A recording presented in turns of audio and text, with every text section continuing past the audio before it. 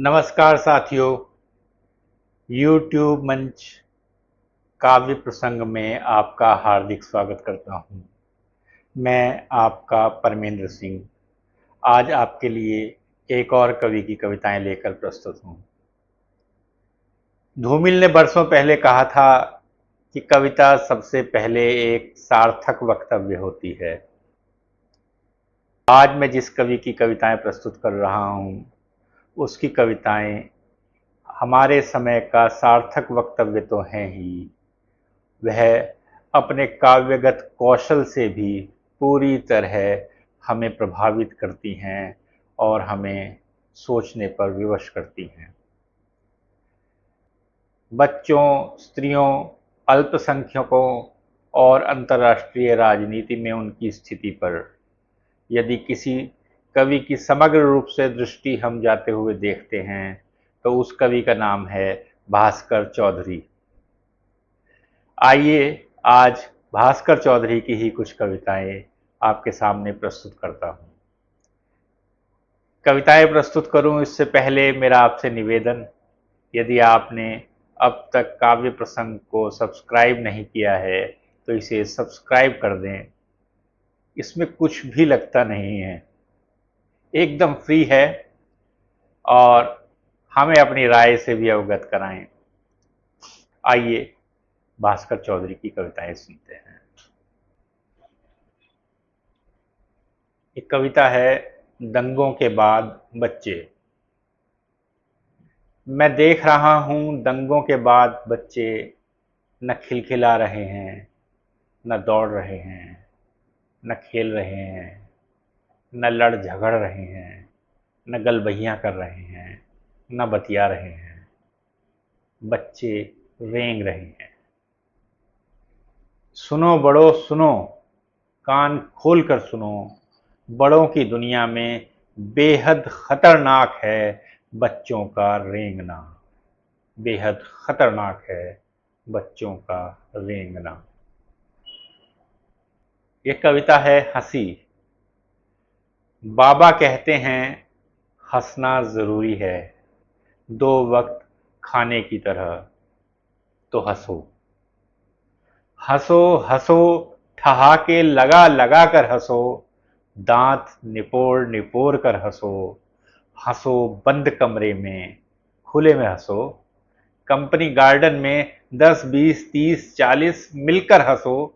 हंसो कि लेटे हो तब भी, कि उठकर बैठे हो या बैठकर उठे हो। घास में लोट लोट कर हंसो, कीचड़ में लथपथ होकर हंसो।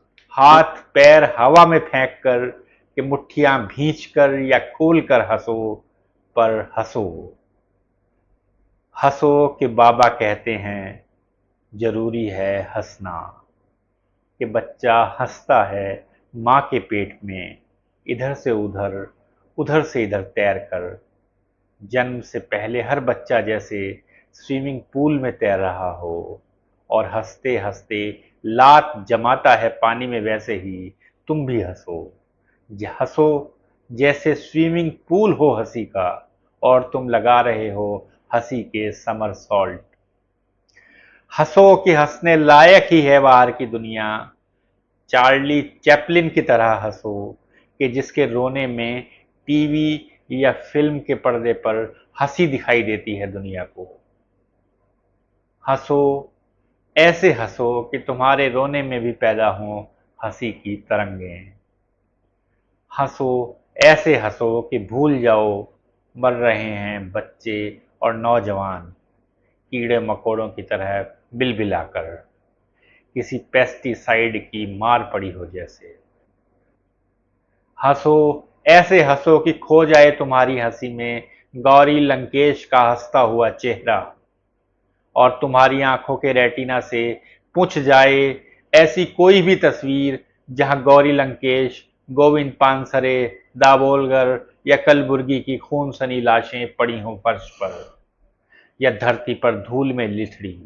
हंसो, केवल हंसते रहो, कि हंसना जरूरी है दो वक्त के खाने की तरह, बाबा कहते हैं।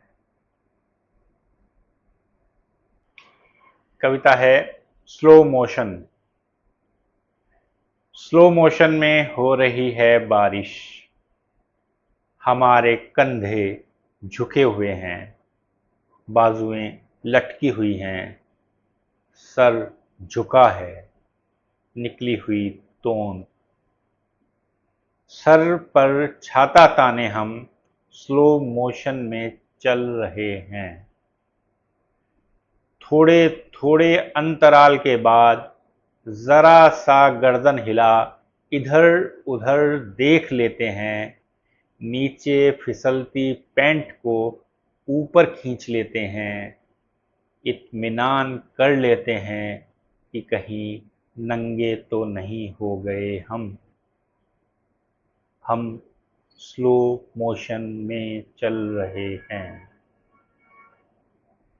कहीं दूर से बलात्कृत लड़की की चीखें सुनाई पड़ते ही आंखें आधी मूंद लेते हैं।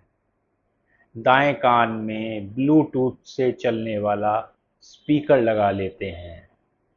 कोई भजन या स्लो मोशन में चलने वाला संगीत लगा लेते हैं। हम स्लो मोशन में चल रहे हैं और कल्पना में ओलंपिक के मैदान में देश के तिरंगे को हिमा दास के हाथों में तैरता हुआ देख रहे हैं और देश के तिरंगे को हिमा दास के हाथों में तैरता हुआ देख रहे हैं। कविता है काली लड़की, 12वीं की कक्षा प्रियंका के लिए। काली लड़की। उस काली लड़की को घेर कर यह जो लड़कियां खड़ी हैं, सब की सब गोरी हैं। उस काली लड़की को घेर कर ये जो लड़कियां खड़ी हैं, सब की सब गोरी हैं।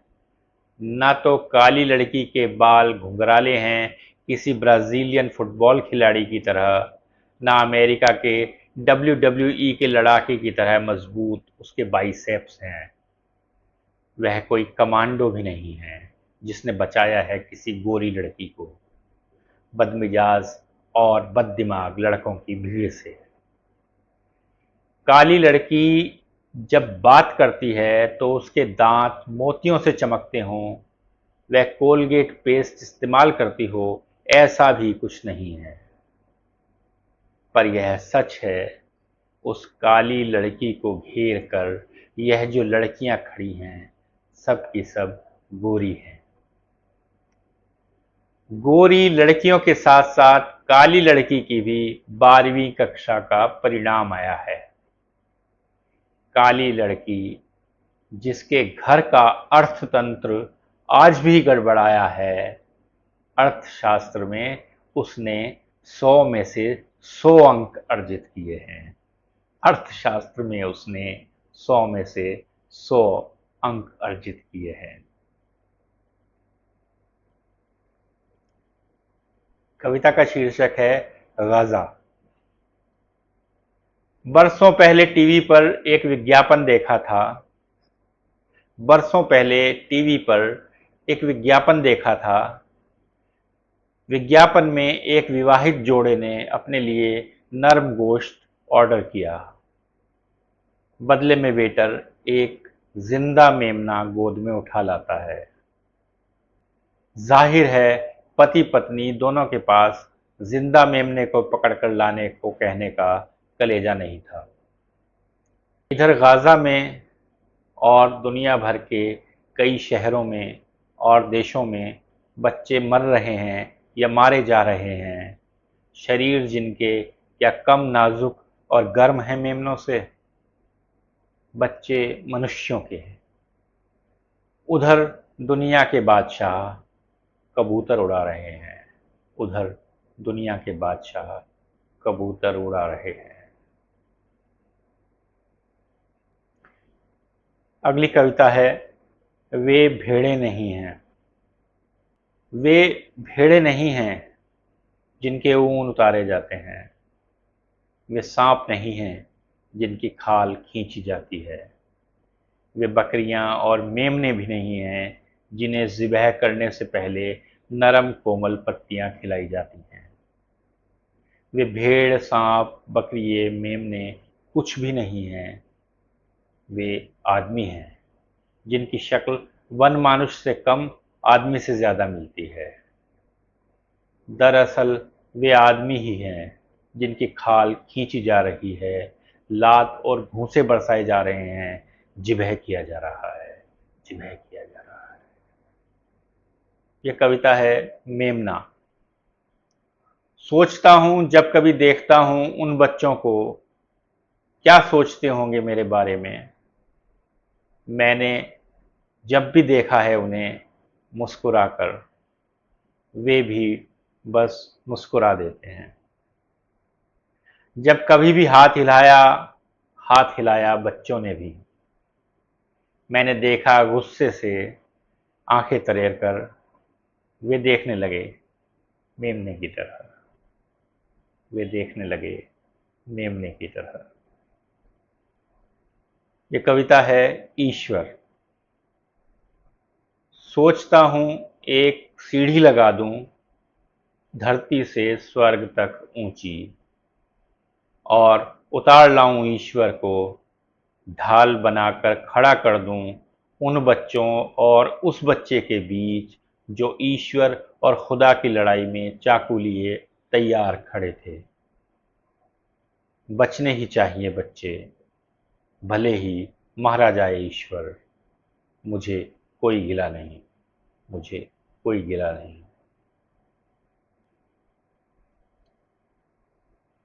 कविता का शीर्षक है उसने कहा।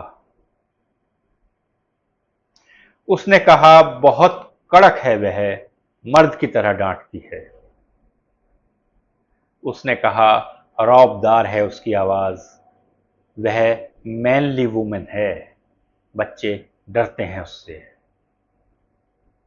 उसने कहा इतनी ताकत है उसके पास, बुलेट चलाती है फर्राटे से, मर्द की तरह। उसने कहा क्या खेलती है वह, खेलते खेलते चीखती है, मर्द की तरह। उसने कहा वह छिपाती कुछ नहीं है, कितना बोल्ड लिखती है, मर्द की तरह। उसने कहा बच्चों को पाला है उसने अकेले, पिता की तरह। कहा नहीं उसने वह औरत है, औरत की तरह। कहा नहीं उसने वह औरत है, औरत की तरह। भास्कर चौधरी।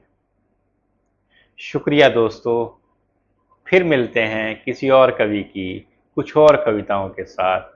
अब इजाज़त दीजिए परमेंद्र सिंह को। धन्यवाद।